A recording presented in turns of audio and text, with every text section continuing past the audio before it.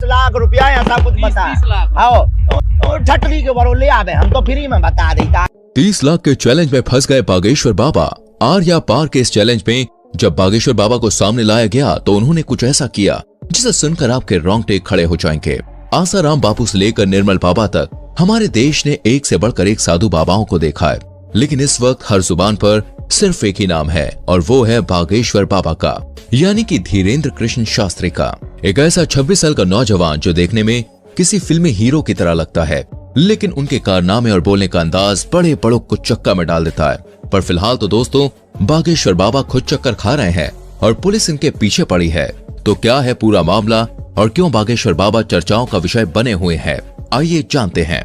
दोस्तों ये बात तो जगजाहिर है कि बागेश्वर बाबा जो लोगों की मन की बात जानकर उनकी समस्याओं का हल कर देते हैं और उसे पर्चे में लिख देते हैं, इसके चलते वो काफी ज्यादा ट्रेंड पर चल रहे हैं।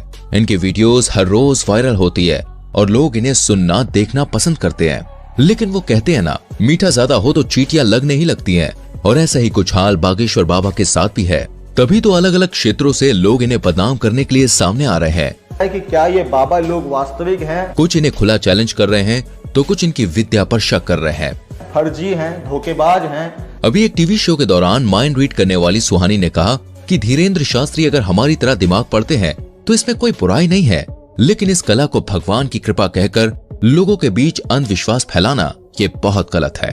और बात यहीं पे खत्म नहीं होती है। महाराष्ट्र में अपने एक कार्यक्रम के दौरान जब धीरेन्द्र शास्त्री नागपुर पहुंचे तो वहां की कमेटी ने इनके ऊपर अंधविश्वास फैलाने का आरोप लगाया और खुलेआम ये चैलेंज किया कि आप जो जादू और चमत्कार लोगों के सामने अपने धाम में दिखाते हैं, वही चमत्कार आप हमारे सामने दिखाइए।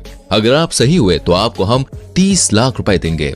अच्छा, लेकिन कमेटी वालों का कहना है कि धीरेन्द्र शास्त्री इस चैलेंज से इतना ज्यादा डर गए हैं कि वो वापस लौट गए।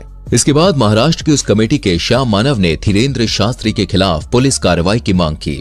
धीरेन्द्र कृष्ण महाराज कंप्लेंट दी थी एसीपी नागपुर के, और कहा कि पुलिस अगर कार्रवाई नहीं करेगी तो वो लोग आंदोलन करेंगे, क्योंकि महाराष्ट्र के कानून में अंधविश्वास फैलाना बहुत ही बड़ा जुर्म माना जाता है, जिसके तहत धीरेन्द्र शास्त्री को गिरफ्तार किया जाना चाहिए।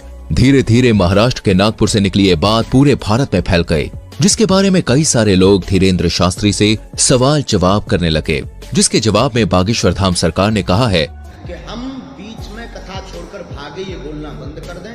हमारी कथा 7 दिन तक की ही थी, डेट घोषित कर दी थी कि हम केवल 7 दिन की कथा करेंगे। लेकिन लोग विश्वास क्यों करेंगे?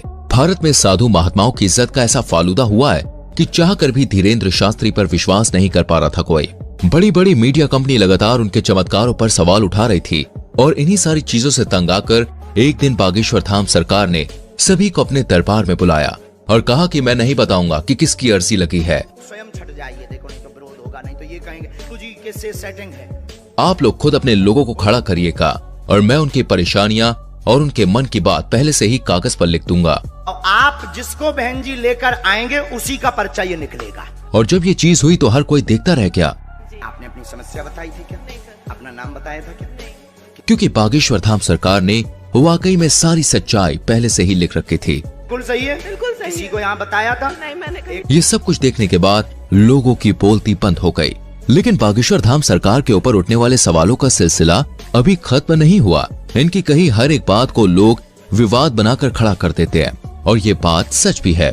आज बागेश्वर धाम सरकार इतना बड़ा नाम बन चुका है कि जो कोई भी इनका नाम लेता है वो खुद ही फेमस हो जाता है। बड़े बड़े न्यूज चैनल घंटों केवल इन्हीं के बारे में बात करते हैं और लोग बड़े मजे से सुनना देखना पसंद करते हैं। अभी कुछ समय पहले जब बागेश्वर धाम सरकार ने बुलडोजर चलवाने की बात कही थी, तब भी काफी ज्यादा कंट्रोवर्सीज खड़ी हुई थी, जिसके बारे में एक इंटरव्यू में जब धीरेन्द्र शास्त्री से पूछा गया तो उन्होंने बड़े साफ शब्दों में कहा कि धर्म और ईश्वर उनके माता पिता के समान है, और अगर कोई उनके माता पिता पर पत्थर मारेगा तो वो भी शांत नहीं रहेंगे। धीरेन्द्र शास्त्री की इन बातों से साफ जाहिर होता है कि वो लोगों के सामने किसी फिल्टर के साथ नहीं आते हैं, बल्कि जो अंदर